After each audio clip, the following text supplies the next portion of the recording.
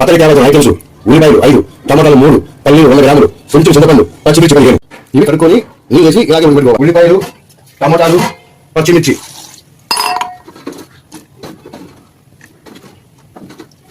ఈ నీళ్ళు మగ్గిపోయేంత వరకు ఉడకేద్దాం. లోపల పక్కన స్టవ్ ఒక కడాయి పెట్టుకొని నూనె వేయకుండా పల్లీలు వేసుకుందాం.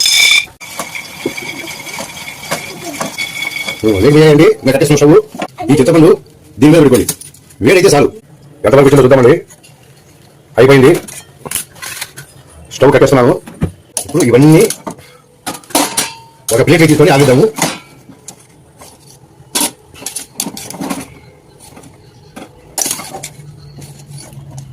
ఇప్పుడు తీసుకుందాం ఉల్లిపాయ పొట్టు. ఈ ఉల్లిపాయ పొట్టు ఫ్లేవర్ వచ్చి చాలా బాగా టేస్టీగా ఉంటుందండి.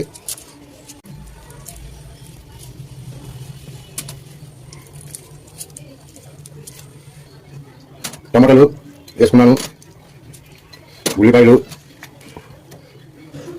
పచ్చిమిర్చి,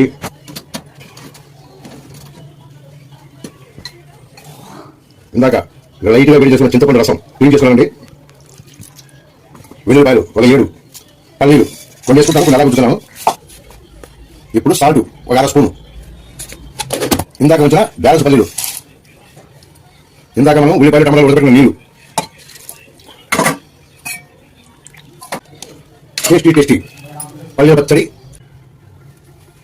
వితౌట్ ఆయిల్ పల్లీల పచ్చడి రెడీ అయిపోయింది. మీరు ఇంట్లో ట్రై చేయండి. సూపర్ గా ఉంటుంది. ఇడ్లీ కానీ, దోశ కానీ, అన్నం కానీ.